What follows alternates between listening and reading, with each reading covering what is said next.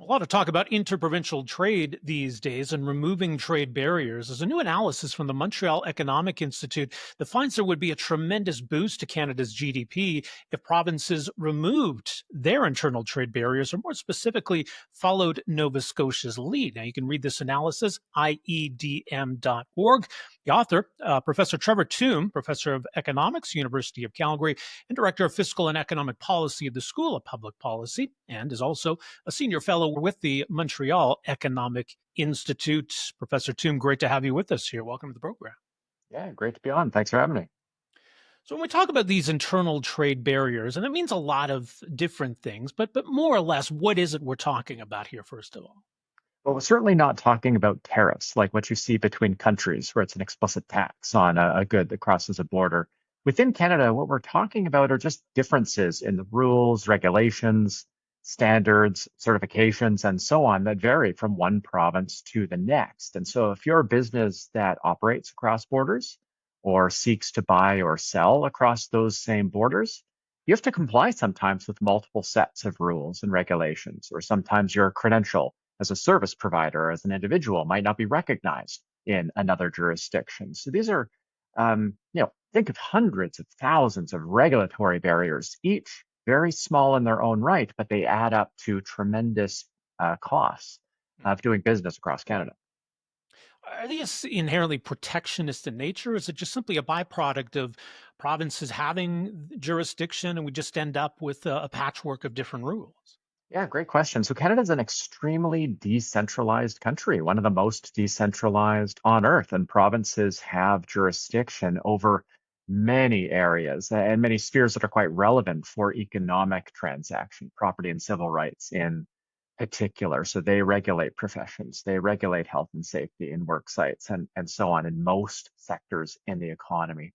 And so the rules being different from one province to the next is not because they were seeking to be protectionist. It's just because the rules are developed with different procedures, different governments, maybe different considerations, and at different points in time are naturally going to vary a little bit. And even if they don't vary all that much, you may still need to go through an inspection or recertification of your credential. So, if you bring a vehicle from another province into Alberta, even if it's brand spanking new, you need to get an inspection before you're allowed to drive it on the road. So, a couple $100 for no reason other than that's just a part of the regulatory system that provinces have. And the drag on trade is kind of a consequence, a really costly consequence, but not an explicit goal.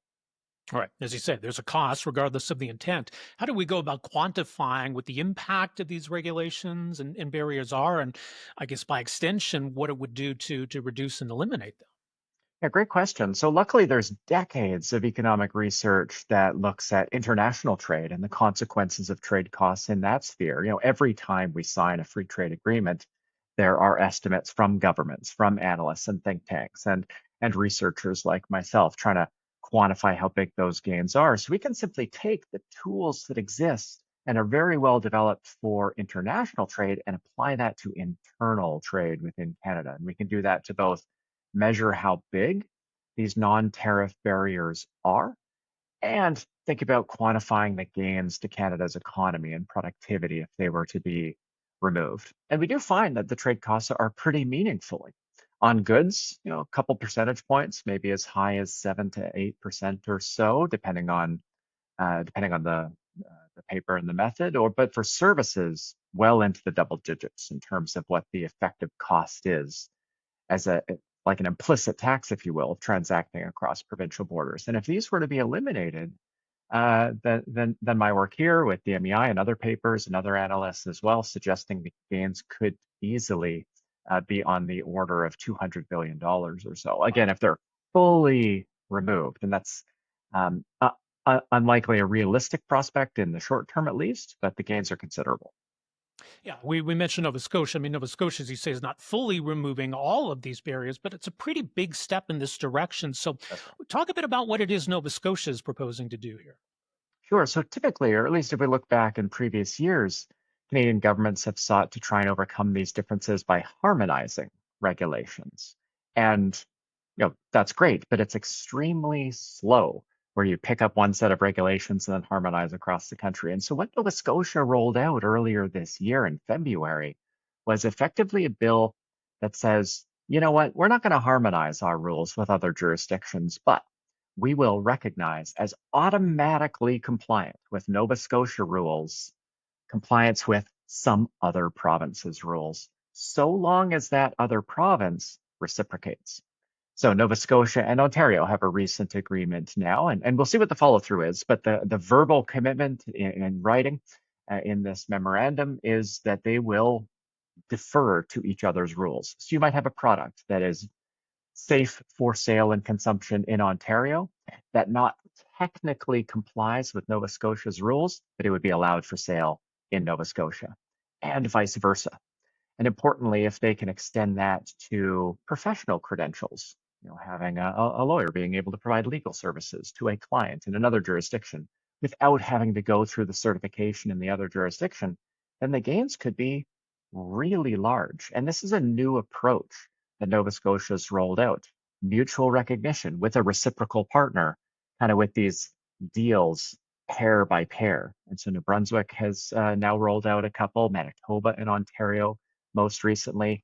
And just yesterday, even Quebec has brought forward a bill to effectively do just that. Now, right now, it's all kind of verbal commitments. The follow through will matter quite a bit, but this mutual recognition of rules means that the differences will still be there. They just won't matter anymore because the business only needs to comply with one, and then it's automatically permissible in the other province. Yeah. Well, yeah, and sometimes it just takes one to kind of get the ball rolling, and now we see other provinces follow suit. Having Quebec join in would be pretty significant, and that's something specific that this report looks at: the economic impact of having Quebec take this step, or even to have the two biggest provinces in some kind of a bilateral agreement. That would have a huge spin-off effect. That's right. So what we do in the report is to say, well, what Nova Scotia's done is really potentially game changing here by having a partner reciprocating with each other and deferring to each other's rules. Those gains could be quite large. So for Nova Scotia and Ontario, we estimate the gains from that alone would be a little over $4 billion per year. And that comes from increased productivity in the two economies because with freer trade, you can have more productive firms scaling up because they're serving a larger market than they otherwise would. So with Quebec, let's imagine Quebec and Ontario can do something with each other. The two biggest economies, the gains there, we estimate exceed $32 billion.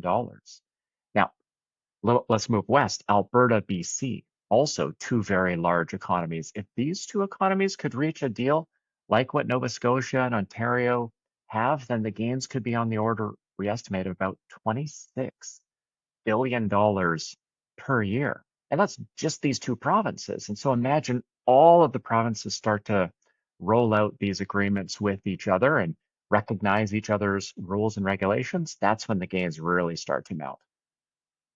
Yeah, right now I think there's some urgency in finding these kinds of initiatives that can really bolster the Canadian economy. This seems like the kind of approach where there would be almost immediate dividends. Do we see those results happen fairly quickly when provinces take these steps? We might. Now, what we're seeing right now is just these memorandums of understanding or the bills passed through legislatures to kind of empower governments to sign these agreements and change some rules and regulations, but we haven't seen enough follow through just yet in order to, really quantify what the gains might actually be beyond just what we're estimating in the context of a model and a simulation of Canada's economy. Hopefully, that's something that we see in the coming months. Like the momentum is really significant right now, and if about 60% of trade between provinces is in services, and the big barrier there is professional credential recognition. And if we have About governments Ottawa's role rolling, here? I know the Prime Minister has talked about removing federal barriers, even talked about Canada Day as kind of a target date. So, where do federal rules and regulations fit into all of this? so the federal government, it doesn't actually contribute as much as many might suspect to these interprovincial barriers.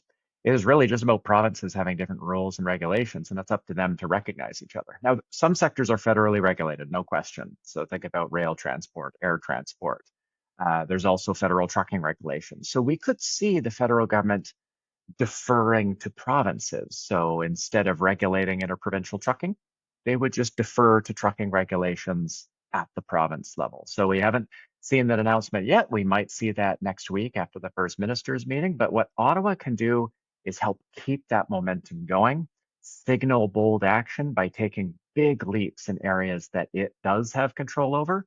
And most of the big gains, that's up to provinces. Let's hope to see some momentum on it this week. Much more is mentioned, iedm.org. It's the Montreal Economic Institute. Trevor Tombe, appreciate your insight on all of this. Thank you for making some time for us here. My pleasure. Thank you.